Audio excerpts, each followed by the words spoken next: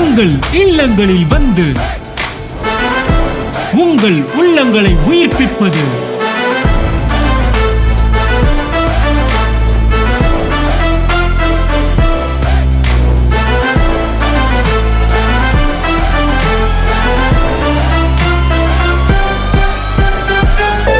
உங்கள் channel DJ.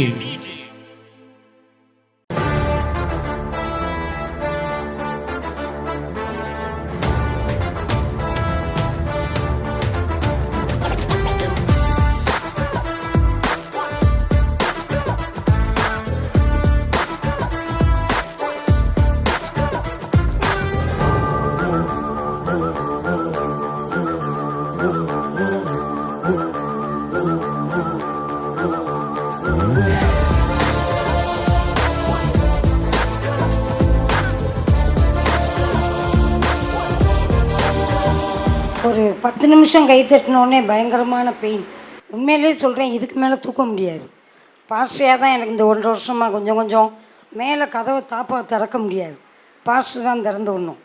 கனமானது எதையும் தூக்க முடியாது. ரொம்ப கஷ்டப்பட்டேன். இந்த கழுத்தோட இந்த ஒரு கை ஃபுல்லாக, இந்த முதுகு ஃபுல்லாகவே பெயின்.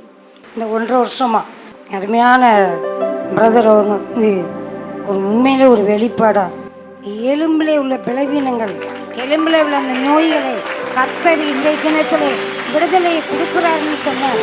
அதுக்கடுத்து தசைகளில் உள்ள எல்லா வழிகளையும் நீக்கிறாங்க.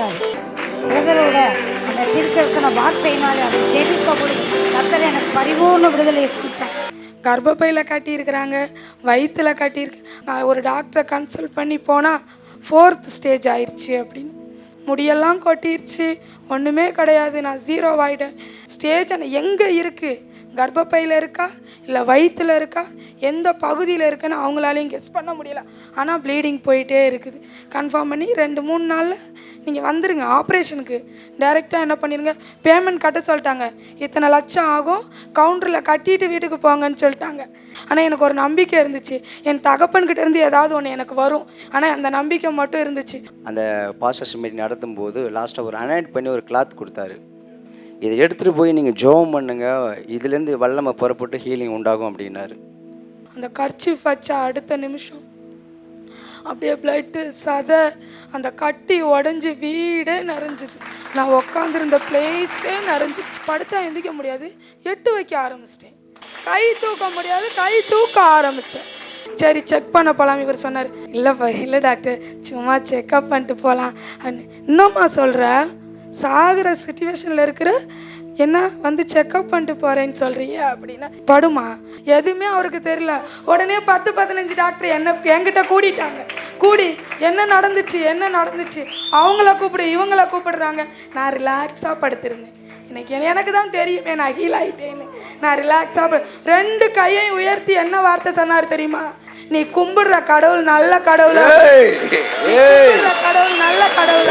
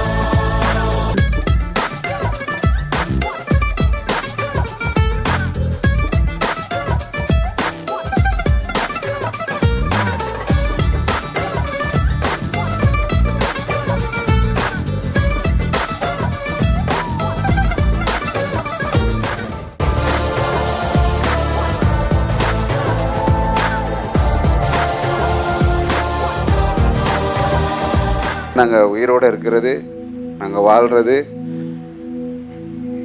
நான் வந்து இங்கே இருக்கிறவங்கள்ட்டையும் சரி, நான் பார்க்குற பாஸ்டர்ஸும் சரி, நீங்கள் வாழணும்னா நீங்கள் இந்த ஒரு சத்தியத்தை கேட்கணும்.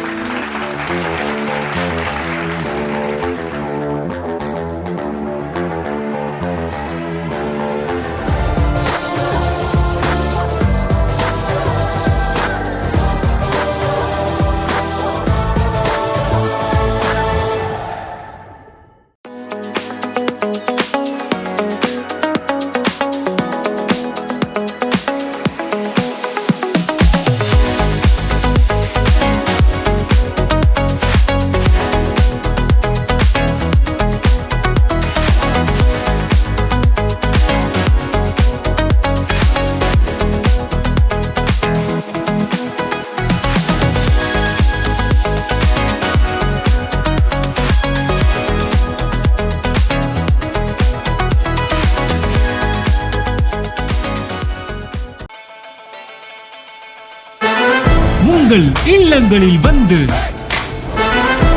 உங்கள் உள்ளங்களை உயிர்ப்பிப்பது